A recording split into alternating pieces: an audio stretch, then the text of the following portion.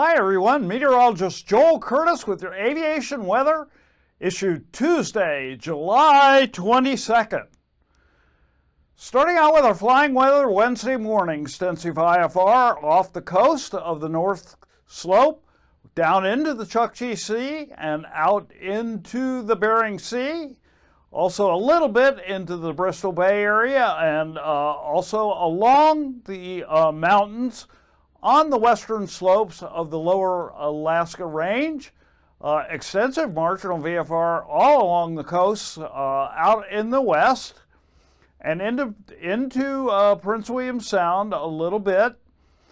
And then also for southeast Alaska, extensive IFR Wednesday morning with some pockets of marginal VFR, including some off the northeastern Gulf Coast, and also some marginal VFR up into the Wrangell-St. Elias Mountains.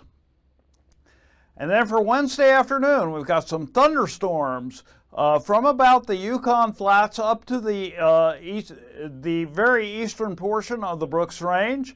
Also marginal VFR for southeast Alaska with a little bit of IFR near Yakutat. And then we have lots of IFR out over the Bering Sea, but most of the west coast and even along the north slope is marginal VFR, and inland areas including south central and much of the central interior VFR flying. So on Thursday morning, IFR again has moved inland from the Beaufort Sea and also along the north slope down into the Chukchi Sea, with some marginal VFR a little bit further inland, and also Kotzebue Sound for marginal VFR. IFR all along the west coast except for far eastern Norton Sound for marginal VFR. Most of the Aleutians, almost all of southwestern Alaska, IFR conditions in the morning. Also IFR along the Alaska Range with marginal VFR for the southern half, but south central again for Cook Inlet and Prince William Sound has some VFR flying. And then looking over eastward at the Panhandle, we have IFR conditions and out into the Gulf. Then for Thursday afternoon, an area of thunderstorms roughly from Point Hope on down to about the Bettles area for the also including the western part of the Brooks Range. IFR offshore for the North Slope with some marginal VFR along the beach, and then lots of marginal VFR along the west coast until you get down to the area of Cape Newenham, and then that has some IFR.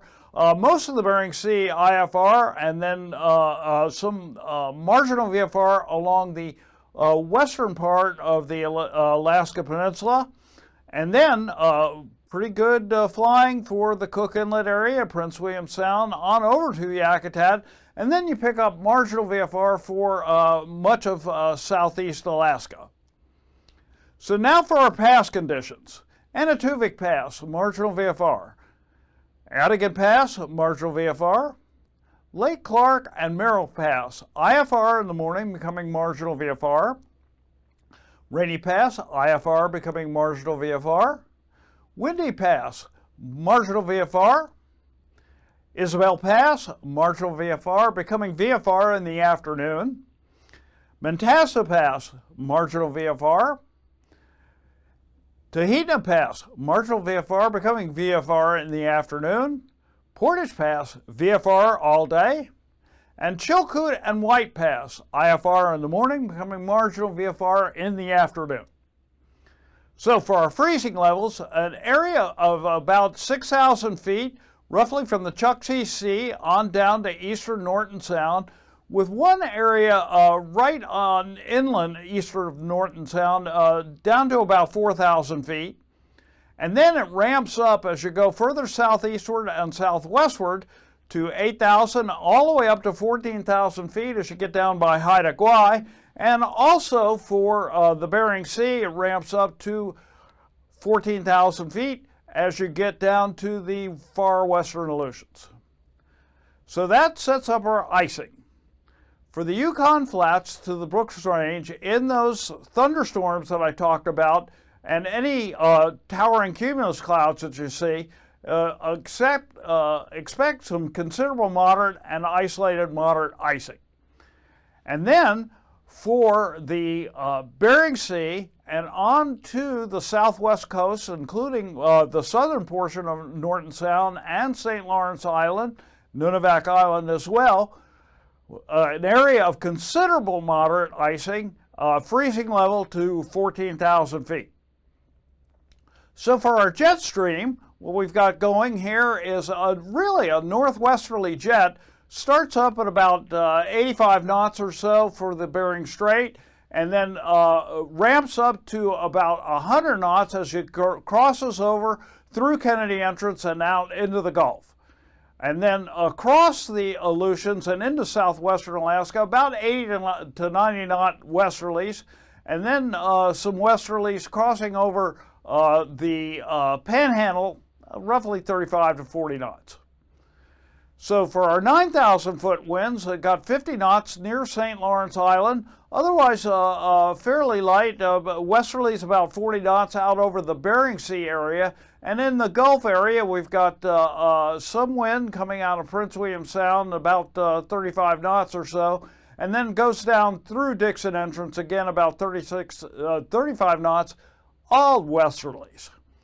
And so for our 3,000 foot winds, again, crossing the northern Bering, ramping up to about 40 knots as you come into southwestern Alaska, and then note 35 knots coming out of Kennedy Entrance into the Gulf. Otherwise, generally light winds across most of the mainland portion of Alaska and the Panhandle as well. So that sets up our turbulence.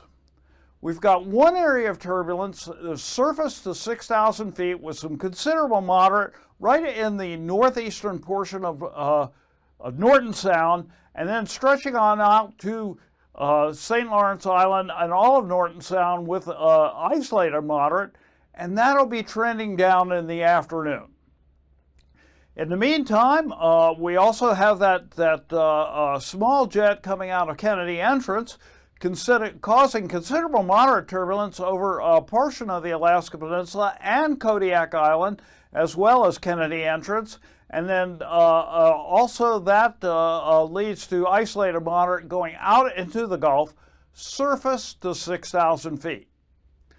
So that's your flying weather for Wednesday and Thursday. This is meteorologist Joel Curtis.